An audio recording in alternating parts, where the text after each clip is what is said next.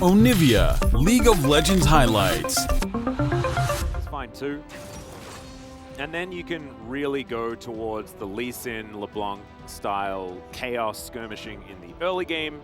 I don't mind that, but I would have really enjoyed some more melee. It's something that's frustrating to deal with, but they have a comp that can slow that down as well. And the Tryndamere we shouldn't get to a point where Liiv SANDBOX have enough aggressive here from Kroko, but with the prio they had top, they can try to make this work. Umpty unseen. Yep, Sword coming on down here as well. Let's see what they can do about pressuring them away, and Umpty is going to be able to claim the Rift Herald. Umpty now dives on forward, and that's going to be first blood going over to him as well. Sword will get cut down, but Dove doesn't have a lot of ulti remaining. The Ignite ticking down, but isn't going to be enough to get down. Shelly does so, lands a Q onto Kroko here as well for good measure, as Henna and Delight move on up to try and defend this Rift Herald.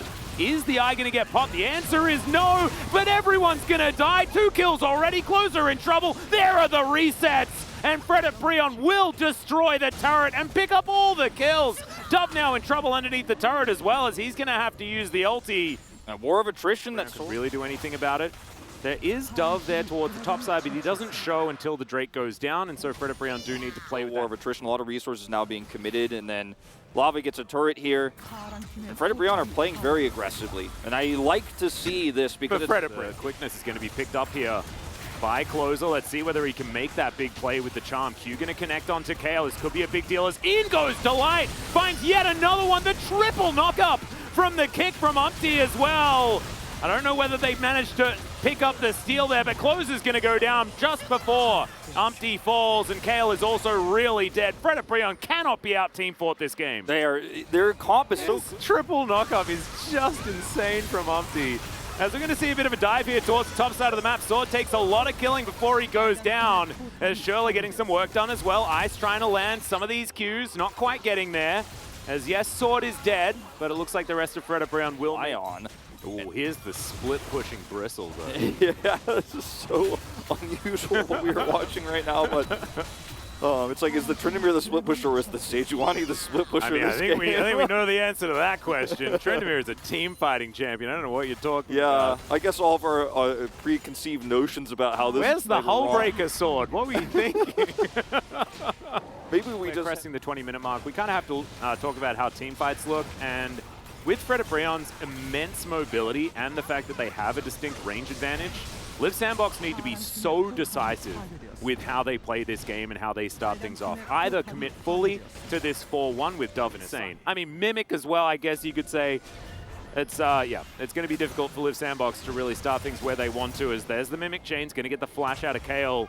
But they're still not done yet. Kroko goes for the re-engage. There's the grand entrance. They found the target that they wanted, and they just picked it off. Lava, though, is going to fall down on the backside. As Fredit BRION, let's see whether they like the fact that they have taken down this Zeri already. Closer doesn't, as he does manage to find himself the quickness. Great grand entrance there from Delight, but Dove is now popping off in this fight. Henna is going to fall down, and Sword is going to get taken out as well. Absolutely nothing that the Sejuani can do. And so now, without the Tristana or this Sejuani, Liiv SANDBOX think that it's their opportunity to take a Baron. If you go for a trade like this and you go into Liiv SANDBOX's territory, the range issue isn't a problem anymore because you're on top of them. That's exactly where Liiv SANDBOX want to fight. You don't have that LeBlanc anymore. As Umpty is just hoping for a steal, and the health bars are low. Yeah, this is a big old flip. They do not have any damage onto this Baron, as we can see. No control of the pit either. Zeri is so far away. She's on her way. He's got Flash, he's got Smite, he's got every single option that he would want. They have to kill him if they want to be able to secure this effectively without having to go for the 50-50. As there's the flash out from Umpty. He safeguards as well, as Ice has made his way back in. Lava as well is going to be here, and they deal with the jungler. The low health bars are there, and Kroko locks down the Baron. That was so beautifully played by Liiv SANDBOX. Can certainly scale very well when you hijack it. They're going to be able to turn this Baron buff into Soul Point here. Liiv SANDBOX will, and this is just so much control of the map now. And finally, for the first time, since the early game, Dove is going, and Fredit BRION, I think, reaching the twilight of his composition in a lot of ways here. If they're not able to front to back a 5v4 like this, then Tryndamere is going to get turrets on the map. He didn't get it during the Baron buff, but he's going to pick it up just the same. You have to be able to eventually blow somebody up here. Well, that's a great buffer on the jump as Kale now trying to get himself out of there. Henna not going to survive in the end, though. The entire bottom lane has been taken out. The Cataclysm's fantastic. And Umpty's going to get taken down. Lava's trying to flash away here as the Glacial Prison goes down and it at least secures the kill onto Tryndamere, but it's not going to save the base as this top inhibitor is going to fall, and I think the Liiv SANDBOX may have just done it. The Liiv SANDBOX have room to breathe. They can back here, they can buy items. Maybe. I don't know if we but get even there. then, like the mobility and the fact that Closer has been so good this game, just getting on top of the Tristana, as Sword's going to have to use his Arctic Assault defensively, and yes, Fredit BRION managed to deny the Cloud Soul. The Liiv SANDBOX sit in this brush.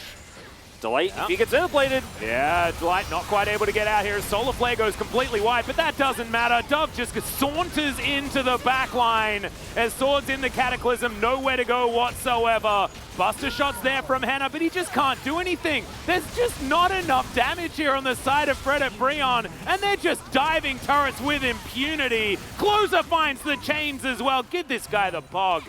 He deserves it. The Silas has been fantastic. He's had a bevy of hijackable ultimates.